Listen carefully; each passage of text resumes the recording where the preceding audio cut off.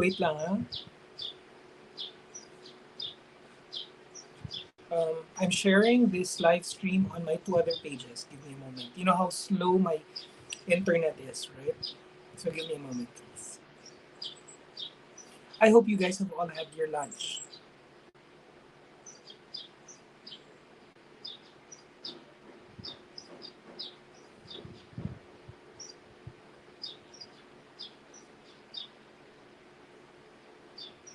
Okay, just one more. Hold on. Hold on, one more.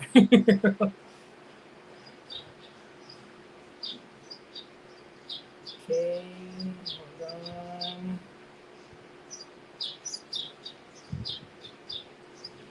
Okay, alright, we're getting there. Almost there. Okay, let me begin by greeting the people first. The ones who um, have been waiting on YouTube and the Facebook. Okay.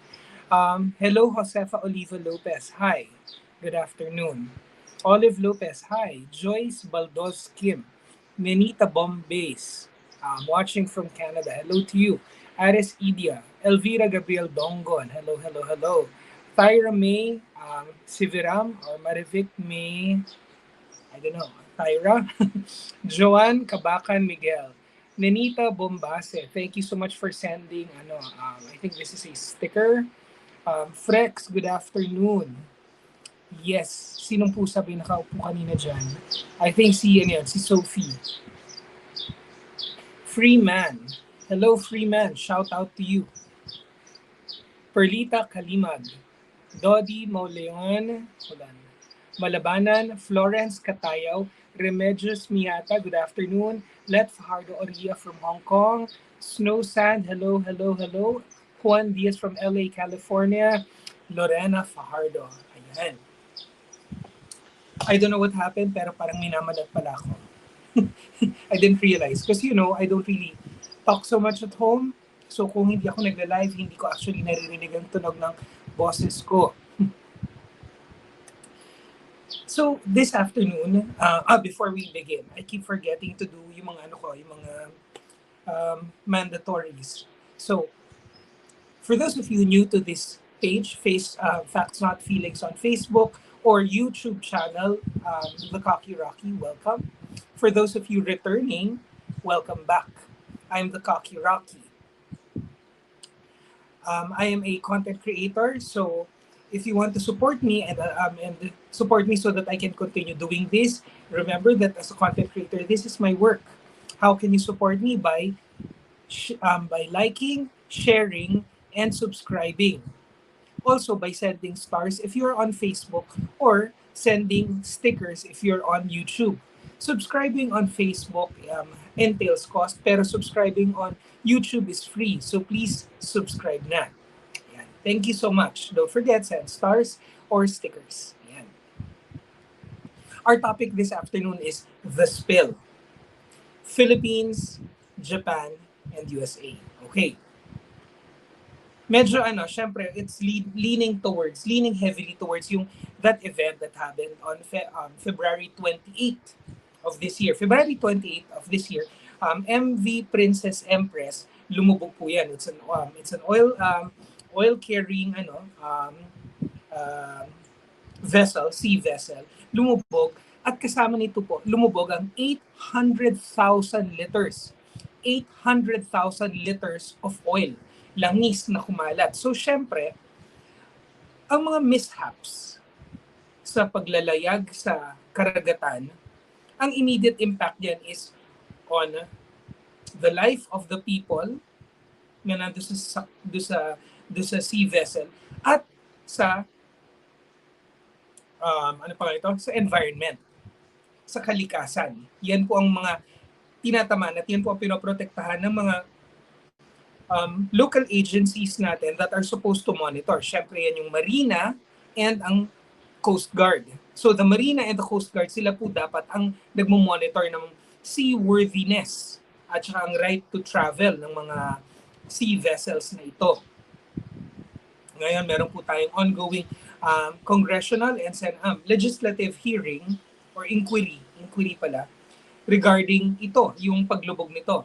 And syempre, narinig na po natin ang mga recommendations ni mga senators like Senator Villar Cynthia Villar na dapat bumuo na ng interagency task force. Dahil kasi ang daming agencies involved here. Ang immediate natin ditong na is yung mga agencies like the Coast Guard and Marina nga. Pero syempre ang environment natin, agencies related to the environment must also be part of this, di ba? And of course, yung mga local government units, syempre, DILG will come into play here as well.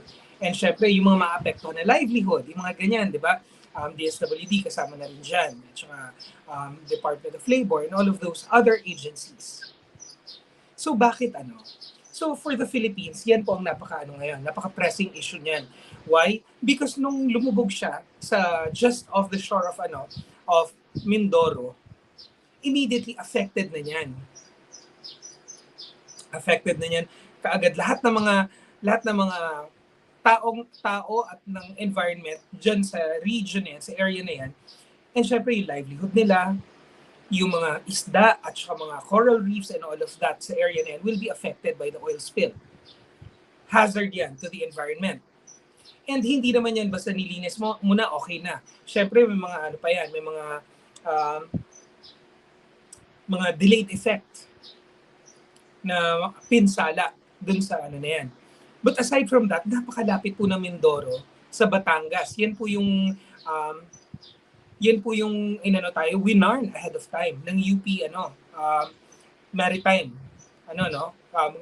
College of yung Maritime Information and na baka maabutan ng Verde Islands, which is home to a very large biodiversity parang sanctuary and source of livelihood for many Filipinos, as well as marine ecosystem na napaka-importante sa Pilipinas. And ang nangyari, umabot na sa Verde Islands. Clearly, this is a massive undertaking na ginagawa na ng paraan. Pero aside from Philippine forces, immediately nagpresenta ang Japan. Ang JDR ang nauna, Japan Disaster Relief. Nandun sila agad, nagpadala ng equipment, nagpadala ng tulong, nagpadala ng team in fact. And because na-trigger agad yan, tumutulong na sila. So Japan was already there. And then, sumunod na ang Amerika. The US has arrived and has also, aside from pledging, has also sent people on the ground to help us. Na-activate na yan. Why is this important? Syempre, these countries would help no matter what. Diba? Even if we are with or without EDCA, with or without trade investments, with or without yung diplomatic newly formed and forged diplomatic military alliances and connections, tumutulong naman po ang mga bansa na yan talaga sa mga nangyayaring disaster around the world. Lalo na ito, environmental disaster to. Pero hindi natin pwede sigurong tanggalin sa equation kung bakit ang bilis ng tulong nitong dalawang bansa na to. Ang dami-dami mga iba namang countries na malapit sa atin. We are part of a regional cooperation and organization with cooperation, di ba? We are part of the ASEAN. I would have hoped that my second home, Indonesia or Malaysia or Singapore or Thailand, would be one of the first countries na magpapadala ng tulong, but it wasn't the case. Really, it wasn't the case. Nauna ang Japan and then sumunod ang US. Hindi po tayo pwedeng magbingi-bingihan at magbulag-bulagan sa ganitong klaseng pagtulong sa atin. Everything is political. Yes. Everything is transactional.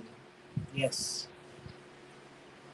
But we always hope for the best, especially in a world that is connected not just by trade but by diplomacy. Diba? Merong relationships forged. Hindi rin natin pwedeng hindi isipin na for the past few weeks, months even, marami nang nakakapansin na may namumuong mga alliances in the region, di ba? As early as the presidential debates, tinanong na ni Professor Carlos ito, if tinanong ni Professor Carlos si now President Bongbong Marcos regarding the possibility that the Philippines may become a part of a new Quad, di ba? Alliance ng 4 countries. And itong Quad na to, kasama dyan ng India, parang medyo hindi na pag-uusapan ngayon.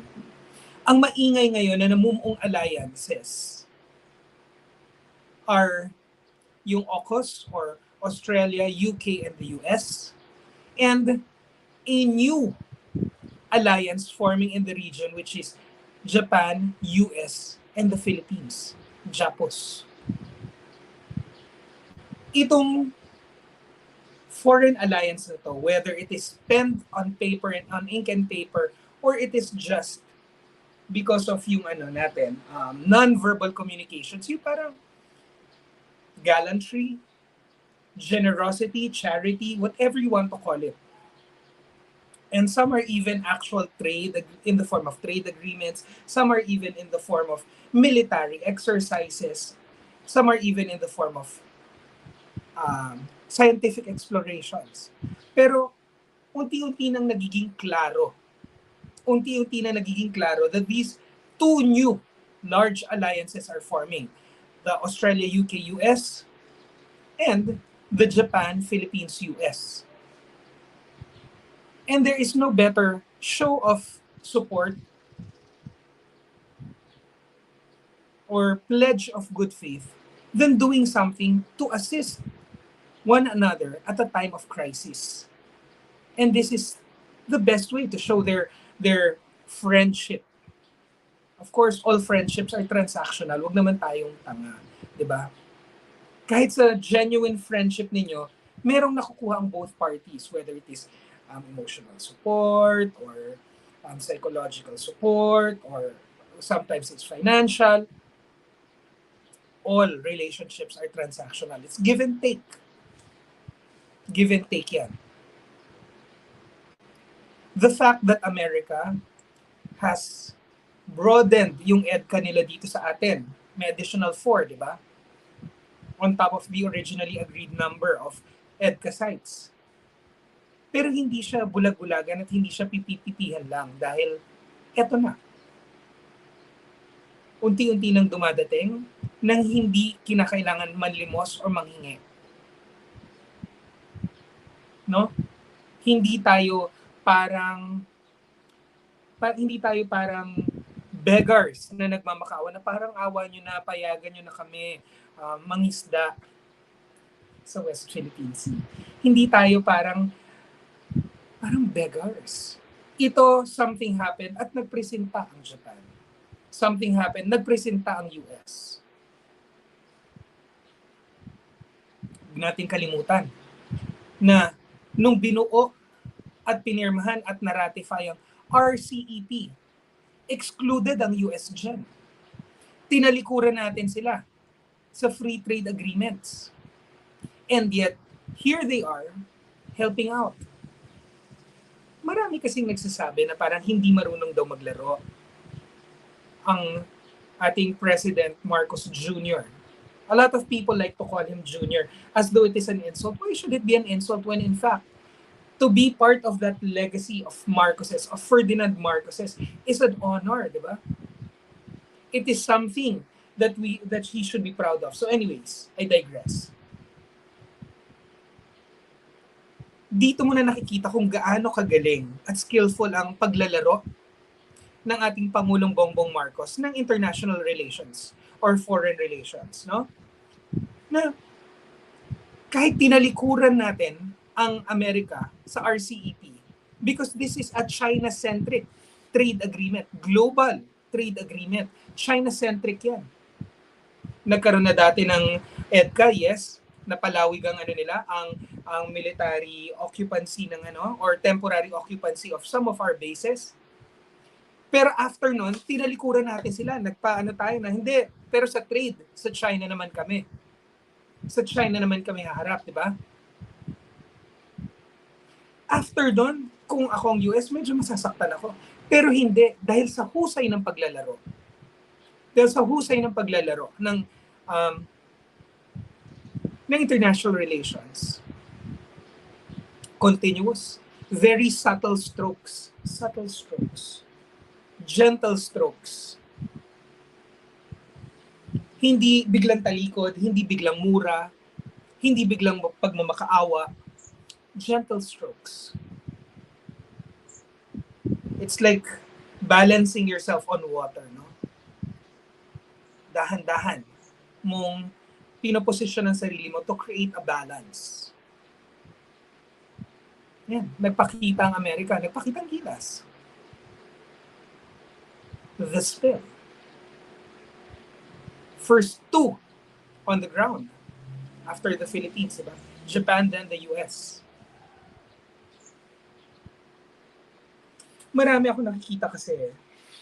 Kesyo, ang Saudi Arabia, pinatawag si Putin, si Xi Jinping, and others. Bakit? Nakakahiya ba magkaroon ng alliance with Japan, with Australia, with the UK, with the US? At saan naman nila hinuhugot ang derision or ang position to deride or maliitin or insultuhin ang foreign policy ng current Marcos government when in fact China sees us as an ally.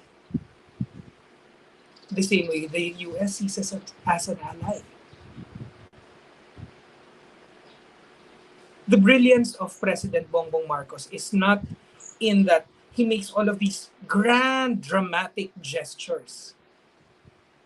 The brilliance of my president is in his actions.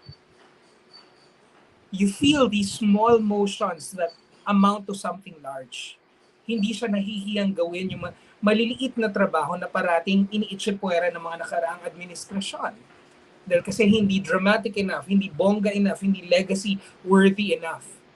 He's doing all these small changes necessary to create a large, long-term solution for the country that will spell progress and prosperity for the Philippines. You know, hindi naman ginusto ng Ukraine ang gera. Hindi naman ginusto rin ng Russia ang gera. Hindi naman ginusto ng mga nakapaligid na areas doon ang gera. But if war comes, it will come. And wala naman talaga, especially if you're within the region, wala namang makakapaglaro ng neutrality dyan. So where do we stand with all of this? Ako nga, as I keep telling everyone, ako kasi, my personal preference is, Asia-centric. Philippines primarily, but then the next would be Asia. So that would be China. Pero I don't want to say that I am completely pro-China. Why? Because of course they're communist. No? And you know my position on communism. I'm anti-communism. So all of these hegemonies, whether it be the US or America, they come first. They come first sa kanila, sa mga planning nila. What is important is that we and our president thinks of us first. Saan may benepisyo sa Pilipino. And that's why I'm proud to support President Bongbong Marcos. So ngayon, ang concern natin is how to save ourselves from the oil spill din kasi hindi pa naaapula or hindi pa nasusolve yung problema na yan. But now that all the government agencies, did you notice how effective and efficient our cabinet is or the cabinet of President Bongbong Marcos is? Halos lahat ng ginagawa nila immediately parang triggered into a whole of government approach. Never just the one agency focusing on one problem, one major problem. It is always multiple agencies working hand in hand, collectively.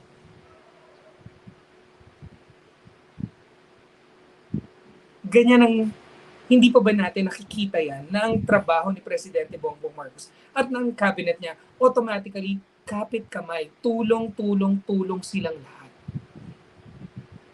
So it stands to reason na pag meron siyang naramdaman, napansin, or nakita na hindi na functioning, dapat palitan agad, hindi ba? Bakit mo ipaglalaban ng taong nararamdaman at nakikita mo nang pumapalpak? Palitan agad. Hindi ba? Para lang yan yung nangyayari ngayon sa di ba? Sa POCAM nung previous administration.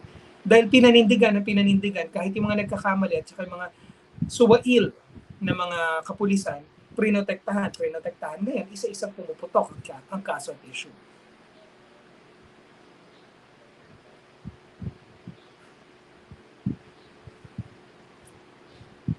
So yan ang importansya niyan. Okay? Puntahan natin ngayon yung mga comment section. Uunahin ko muna yung comment section this time kesa yung pagbabati. Kasi pag binati ko na, the goodbye na. Pero I want to interact with some of your concerns and questions. Saan na ba tayo tumigil kanina? Where did I end kanina? Nabasa ko na yata itong Ayan. Hello, Nora Viloria 24, Lorena Fajardo, happy holiday. Nenita Bombase, Dodi Maulian Malabanan from Anchorage, Alaska, Nora Viloria 24 from Singapore, Florence Catayaw, Frex, Nenita Bombase, GMN, Rico Saban, Frex, happy holiday. Rodrigo Balila, good afternoon. Charlene Kim, Remedios Miata, thank you for the super sticker. Appreciate it. Lorena Fajardo, Frex, parang magkakakilala kayo lahat, Charlene Kim, Rodrigo Balila, Freem Jubar, Ella TV, Frex, Remedios Miata, Charlene Kim, Maritza Ana, Shirley Forum, Erom Francisco, REMRSM.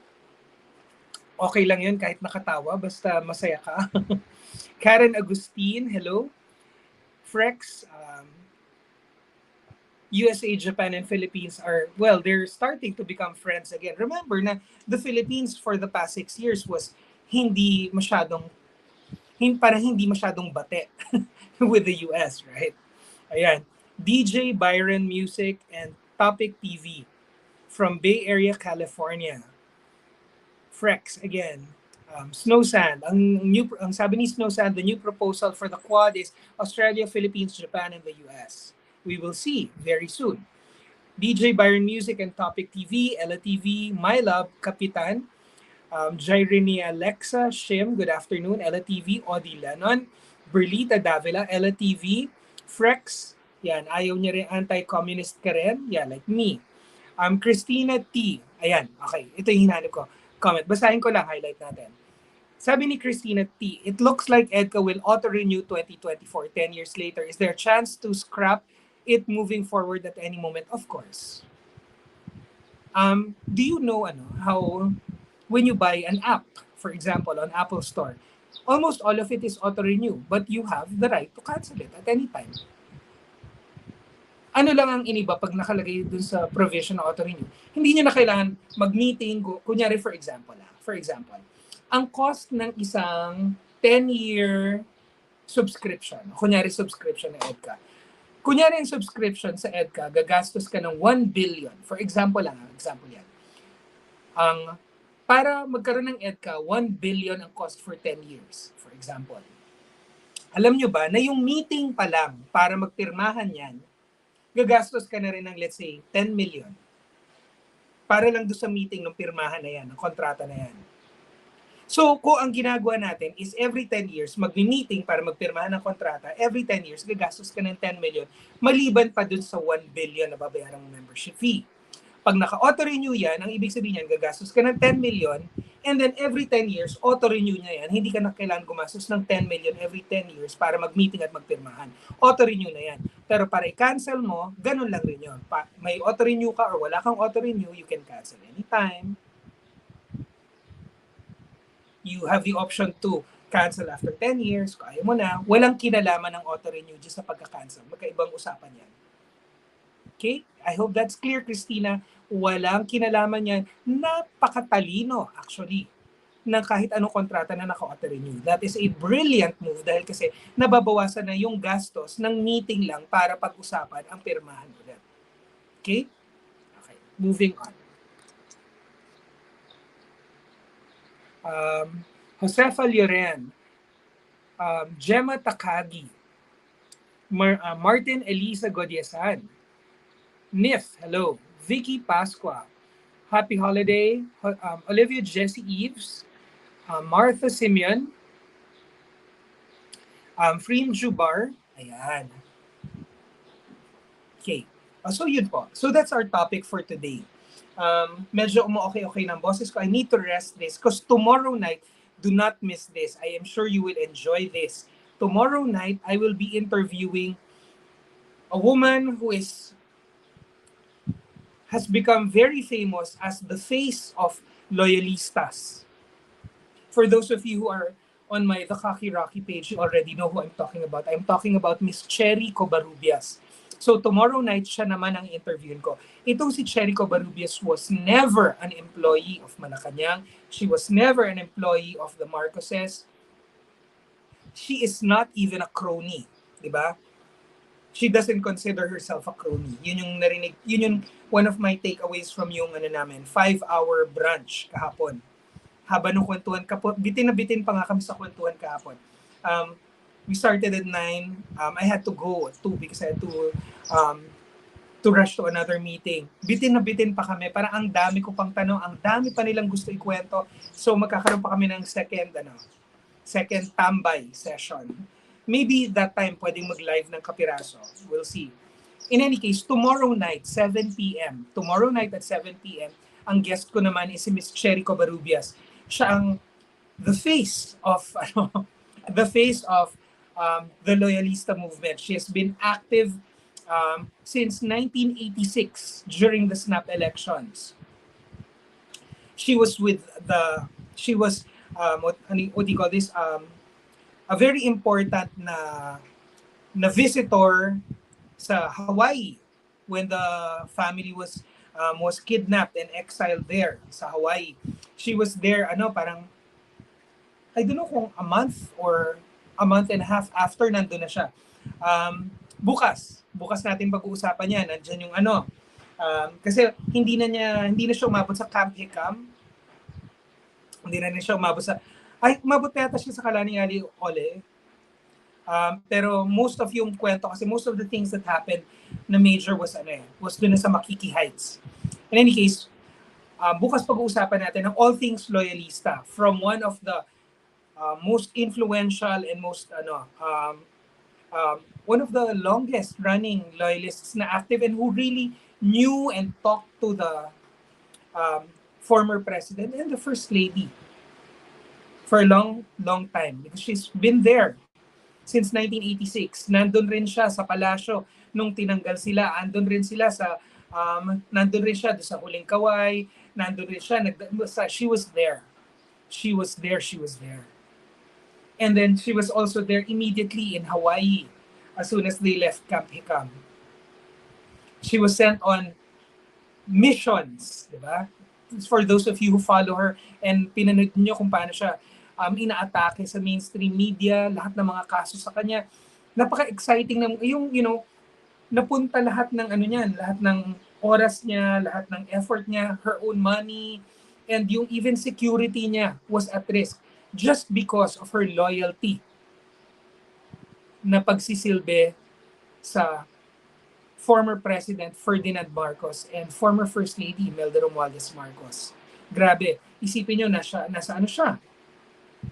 Nasa Davide Commission, ang dami niyang pinagdaanan na hirap nagkaroon niya ng 50 million peso bounty sa ulo niya para mahuli.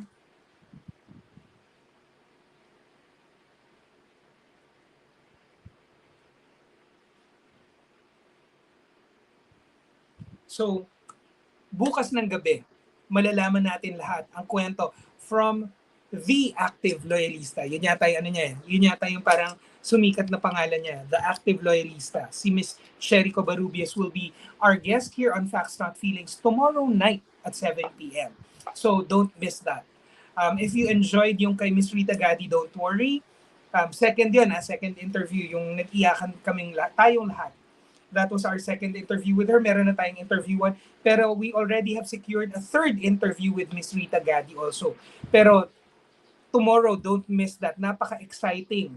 Napaka-exciting mga ano, ng para sa lahat ng mga loyalista dyan at lahat ng mga gusto malaman ng all things about history ng mga loyalista, bukas ng gabi yan, 7 p.m. Don't miss that.